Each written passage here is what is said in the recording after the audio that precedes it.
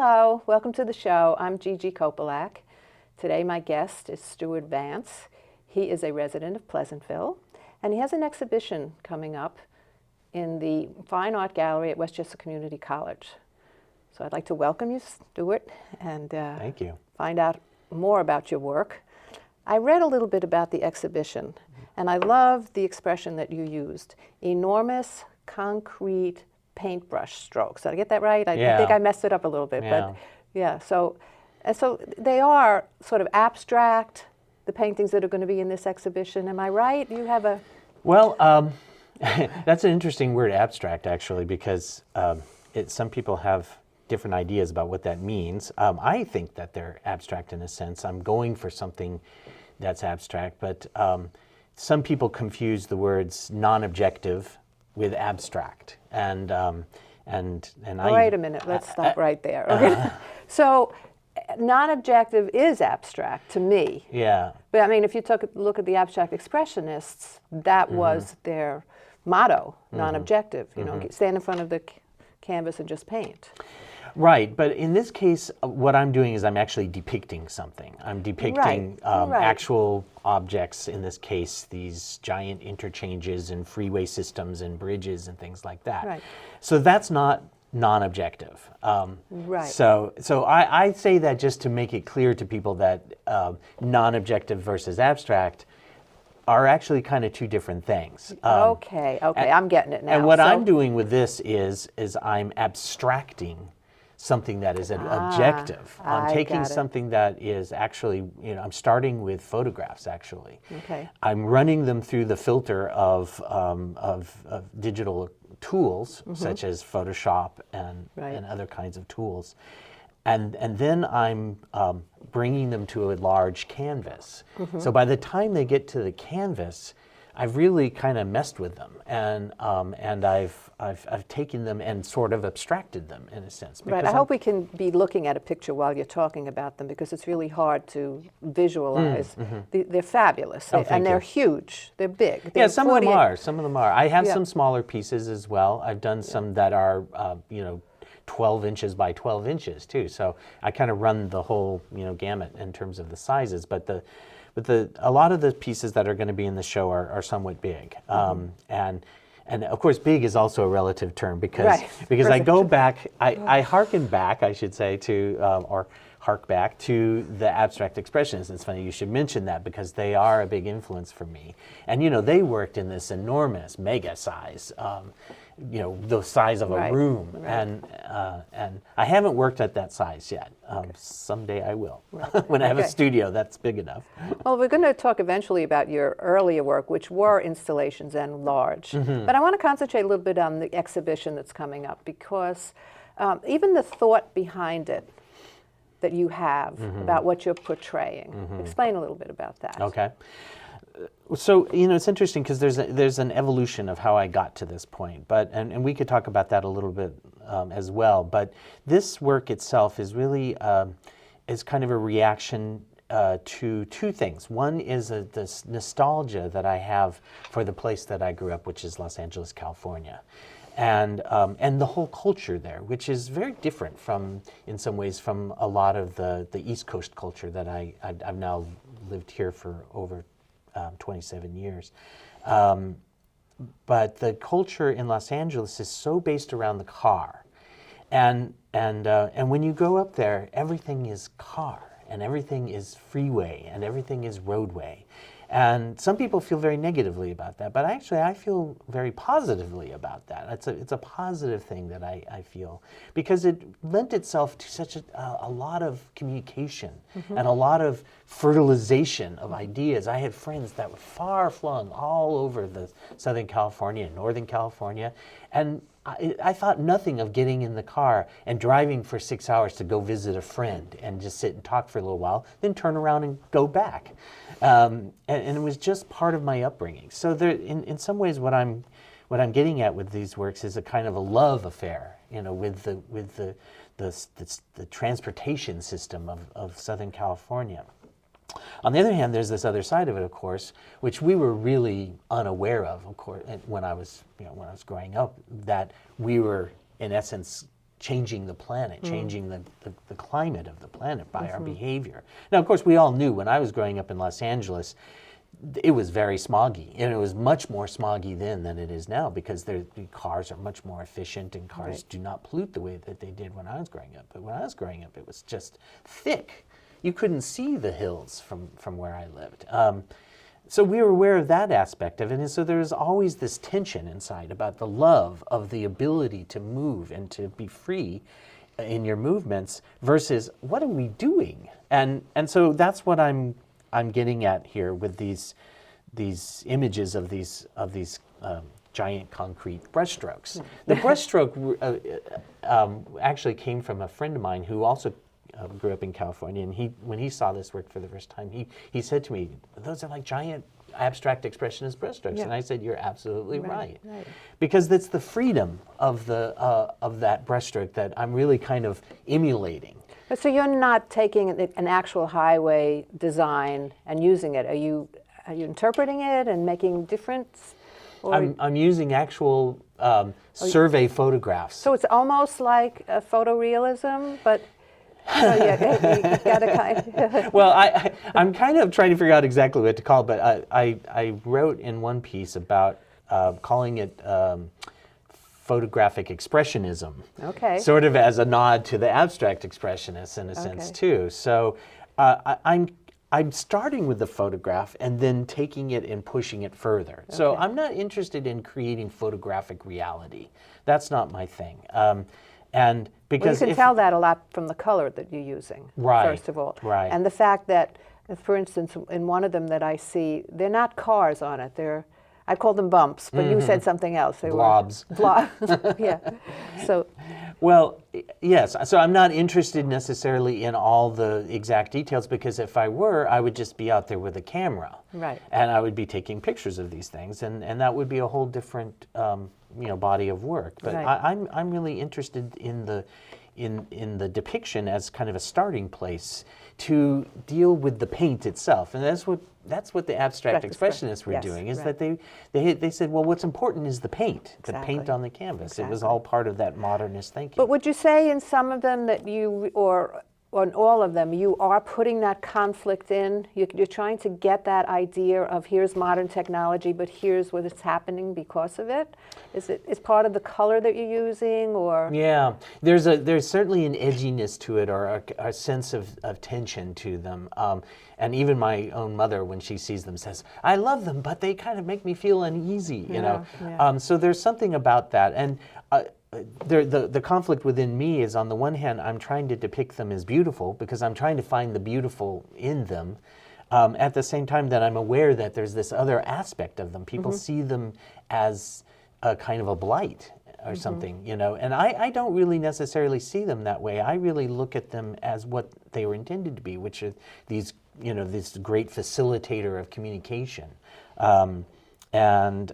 So yes, I am trying to, through my color choices, to get at some of that conflict, get at some of that contradiction. But I'm also doing it in almost purely, I wouldn't say decorative way, but in a way that I'm just using it as an expression as well, and a kind of an empathy for these works of engineering wonder. Right. And I love the idea that you're doing it in paint, which is something that's been around for centuries, instead of doing it. And because your background, or what you work at, is graphic design on the computer.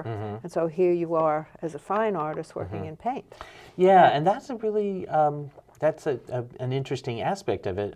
I've always painted. My father was a painter. I grew up around paint and the smell of paint. And those who know what I'm talking about know, that can just get into your blood, and it becomes just sort of part of your life. And so I always gravitate back towards paint, sometimes in just purely a visceral way. I love it. I love the way that paint looks on canvas. I love the way that it smells, and I love the way that light reflects off it. So, and on the one hand, that's why I'm doing it, but on the other hand, I'm also there again, that whole issue of contradiction and tension.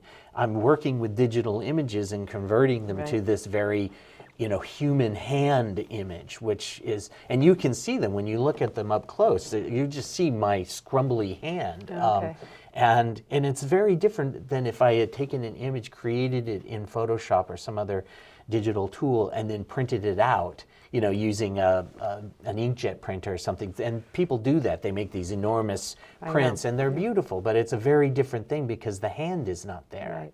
And in the history of art, there's always been a tension back and forth between the hand versus, the mind, and so I am part of that history, and I'm conversing in that history, right. And I'm going back and forth between those two things with this work itself. I'm starting with the digital tool, which is very removed, and ending up with a very visceral, right. Paint on canvas. Well, I think it's the history of art. Artists, whether you like to know it or not, are always using something mechanical, a camera obscura, or making graphs or something like that. So you're just using the modern technology. And I love the idea that what you love about paint, to me, it's the feeling of just putting it on there and looking at it close and then stepping back and going, whoa, all right, that looks like something. There's something very weird and elemental about the idea of taking colored pigments and smearing them onto the cave wall or the exactly. The wood board or the canvas. There's something. It's kind of like this is what humans do. They've always done this, and I feel very connected to that aspect of it. That's fair. But let's talk a little bit about your beginnings, because I love this idea that you were using Etch-a-Sketch from the very beginning. This is when you were in school? Yes. Well, it actually started when I was about 5 years old. Oh, okay. My father gave me an Etch-a-Sketch, and I immediately had pure facility with it. It was one of those weird sort of odd prodigy things, which is like, nothing much to really, crow about with Etch-a-Sketch. I mean, I was always into the idea that it was a very kind of absurd thing. It was a toy. And yet, when I was in art school at the San Francisco Art Institute, I started getting inspired to make these sort of large-scale installation pieces, or in some cases they're just single pieces that were dealing with the issue of skill. Because when I was in art school, and I think it's probably different today, maybe to a certain degree, but certainly back in those days, there was a real de-emphasis of skill. Right. Don't learn how to draw. Right, exactly. And why would you? Because it was all about conceptual art, right. And it was all about the mind over right. the hand. Right. And so I came up into this system of thinking about art, and I had grown up. My father was an amazing draftsman, had traditional training, knew could draw anything and paint anything, and he taught me how to draw. And so I had this skill, and suddenly I was in art school, and there was nothing to do with it. So I decided to make these Etch-a-Sketch pieces, which were all about skill, but placed into this kind of absurd format of the Etch-a-Sketch. And so we have a picture of the installation. Is you have several Etch-a-Sketches on a wall. How would you? Is it a whole room of them? Yeah, that was a gallery actually at San Francisco State that I had that show at. And that was the 12 Stations of the Cross.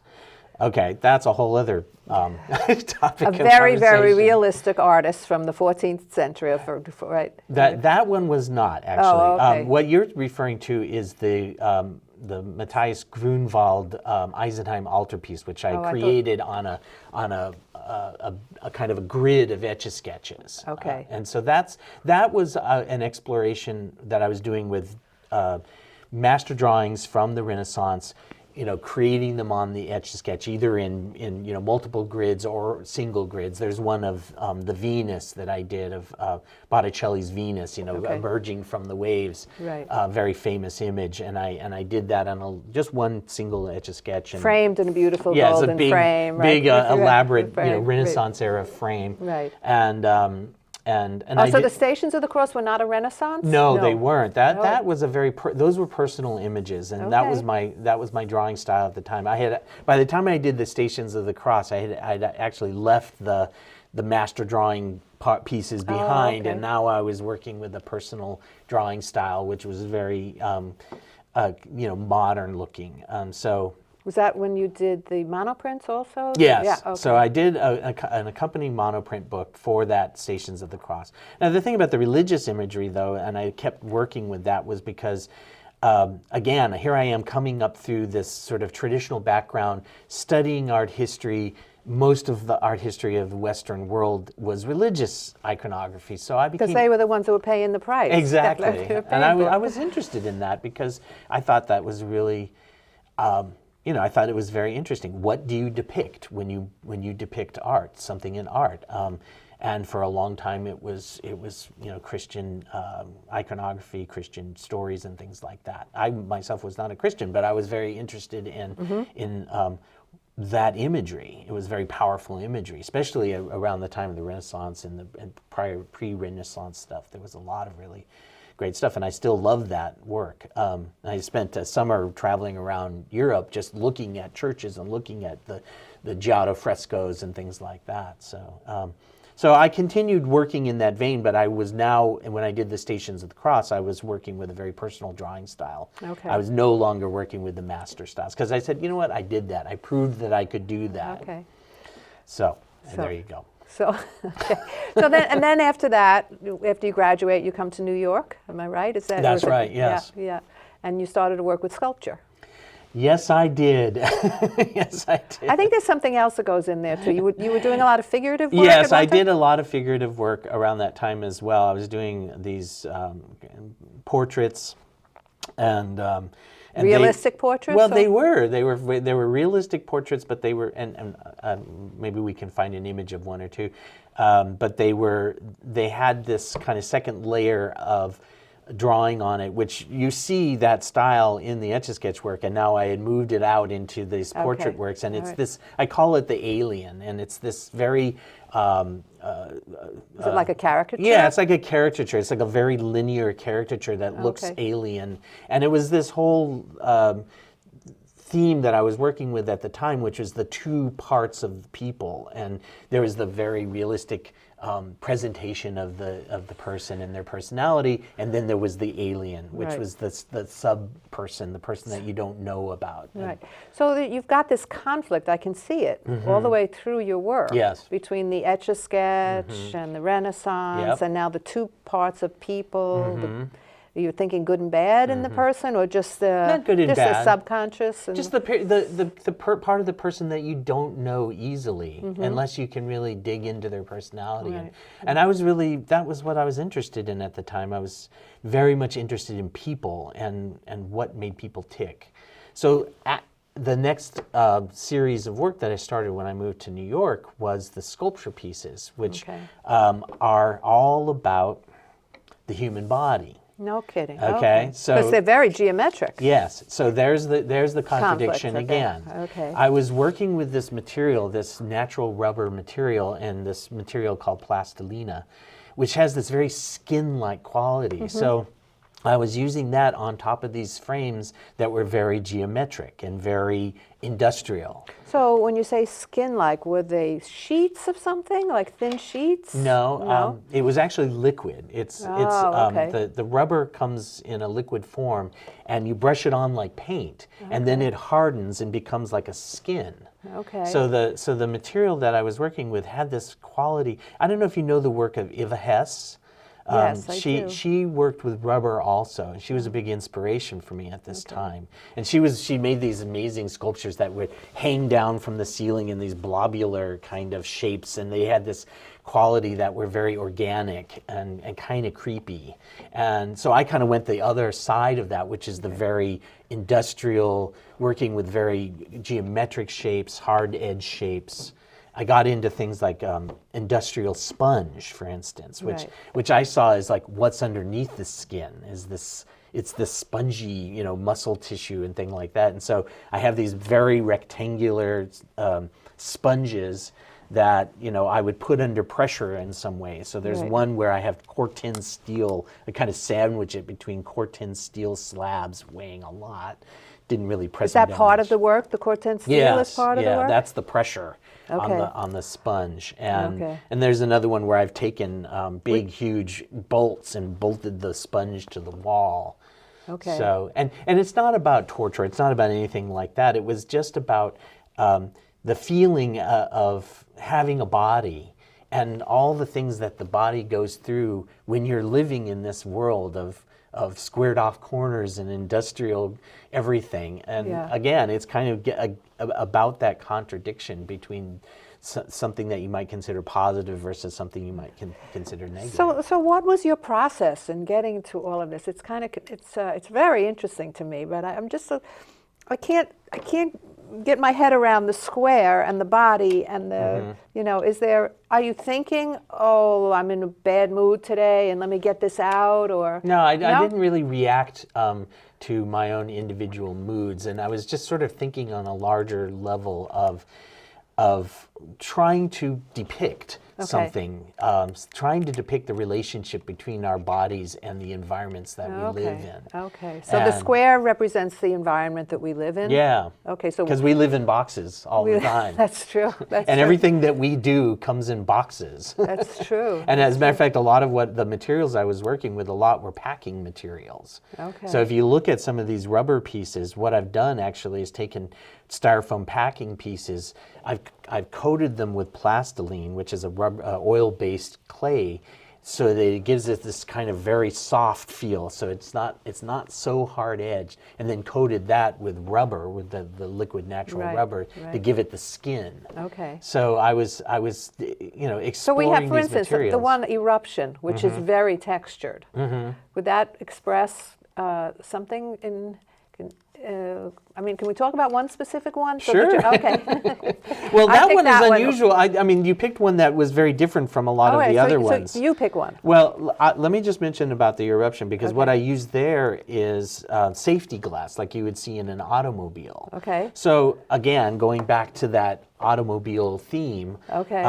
But it also reminded me of, there was something about the quality of the glass, and it reminded me of what happens in skin when skin erupts with whatever, when skin has problems, when you get, dry skin or whatever. So, poison ivy. Yes, exactly. So when you look at it, it's got the plastiline surface, and then it's got these things that are sort of erupting from it, the way that it happens with our skin. I think it's good to pick one, because then I get an idea of how your process works. So you are thinking about something in each one. I'm thinking about everyone in that series. I was just thinking about the body in every different kind of way that I could. Right. And how it relates to these very industrial forms. Right. And so there's some things that are, like I have some that are very convex. So there's a square shape, and then there's just a convexity. And I think about all the parts of our bodies that we have something convex sticking out from our body, whether it be a nose or a nipple or whatever. Right. And there was nothing really particularly sexual about these sculptures, but there was something very visceral again, a very body-like. Yes. And when people would see them, they would feel that. They would have a reaction to it as if they were seeing, a naked body in a way that you wouldn't expect it to. Yeah, very, like Francis Bacon. He gives me a visceral reaction when I see it, and I don't know. But let's move on, because after that you went to a very interesting series of houses. So that was the floating house series. Right. Now what happened, just a little historical note, after I had done this work and the sculpture work, I actually left visual art, or I should say fine visual art, or whatever, studio art, altogether. And I got very interested in digital art, and I ended up going to school. I got my master's degree at NYU in their interactive telecommunications program. I worked in the .com era, and I wasn't making any studio art during that period at all. Now I started making studio art basically again after the 2008 recession. Partly because my business really went down, and I was also interested again in working in those kinds of materials, and but bringing in some of my digital background. Right. So that's how I ended up with some of these, for instance, the floating houses. I started working. Could I just not interrupt you, but I'm interrupting. Go ahead. Could it be that you moved to Westchester too, because the sculptures you were still in the city? Am I right? Yes. Yeah. Yes. And so it's part of this house thing. Right. Yes. I was reacting to that. I was definitely reacting to living in the suburbs after having been in the city for almost 20 years, okay? Right. And before that, I was living in San Francisco, so it was another, another city environment. So suddenly I was surrounded by trees and single family houses, and that was an interesting thing to me. But what really interested me was when the subprime disaster happened. Okay. And so I was reacting to that because it started making me think about houses and what houses mean to us and how important they are to us as a symbol in our culture. And sort of the basic idea of the Floating Houses series was I was just taking houses and throwing them up in the air. Sometimes it would be in a tornado shape, or sometimes it would just be houses floating or whatever, because I felt that that's what was happening. Our whole idea about housing suddenly came into question. Right. And even now, I hear so many people saying, well, you know, the American dream of owning a house, that's really not as, you know, realistic or even a good idea anymore. So that was my reaction to that. And I started working with this 3D software called SketchUp. And I was creating these house shapes using SketchUp and then digitally throwing them up in the air, taking that digital image and then bringing it to the canvas. So in a very similar fashion that I've done with the freeway work. Right. So that was the precursor to the freeway that's work. But right. I think, again, you've got that conflict. Houses belong on the ground, and you live in them, and here you are throwing them up in the air and get. Before I threw them up in the air, I actually piled them up. So, because that was about the idea of how everybody was buying real estate at a certain point, which caused the bubble. Right. So there are these house piles, and then there are the floating houses in that series. So first I've got the house piles, and they're just the pile of houses. Yeah. Are these big also? These large? These are pretty large. Yeah, they're like 3 feet by 3 feet, 3 feet by 4 feet. Yeah, there's one of them here that looks like a really precursor to the next one. The red exchange blue houses. That's right. Is that the beginning? Yes. Is that when you changed from the houses that to was that was the image that actually moved me over from working with house piles to working with those freeway structures, because I kind of took them and put them together. I had been thinking about those images of those freeways. I made that image. That's actually kind of a small little wooden panel, 12 by 12, and it was just a little, almost kind of like a sketch, and I was just thinking. So I went from there and started working with the larger and larger canvases with the freeways and the highways and the bridges. And yeah, one of your most recent is a beautiful blue bridge, red bridge. Yeah, big 72-inch, 6-foot piece. That will be in the show. Oh, yes, absolutely. Yeah, the blue bridge it's actually a diptych of 2 parts of the same bridge, and then the red bridge is another part of that bridge. It's a very big bridge. Okay, so it's a diptych, that big 72-inch? Yeah, it's actually 2 canvases placed together, and then the red bridge is another canvas, and it's all part of the same bridge. Yeah, we're very close to the end. I would like to talk about, let me put my glasses on and see what this is called. MacArthur numbers, you know, because it's very different from the others. It's very abstract, and yet you get the feeling of the, you know, it is the highways, but it feels like a departure. Is it your next stage, or? Yeah, moving more in that direction, I think, although the last few pieces I've done have kind of been shoring up the ideas that I've been doing, but moving on to other structures like bridges and tunnels and things like that. But this piece, MacArthur, you're right, it was an experiment, and I thought it was a really successful experiment. And I am kind of zooming in.